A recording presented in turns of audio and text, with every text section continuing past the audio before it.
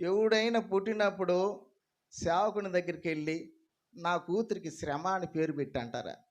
ఆ, దుఃఖం అని పేరు పెట్టి అంటారా? ఎబ్బేసి తల్లి అదే కోరుకుంది ఇప్పుడు. వాడికి వేదన అని పెట్టేసిందంట పేరు.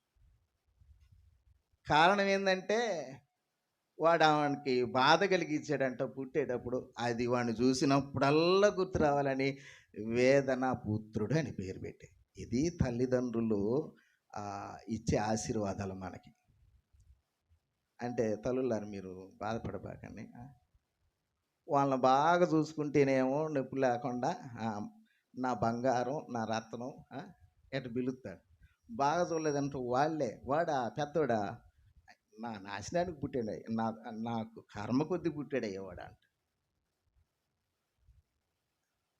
ఇది తల్లిదండ్రులు బిడ్డలకి ఇచ్చే సర్టిఫికేట్స్ వాళ్ళని సంతోష పెట్టకపోతే.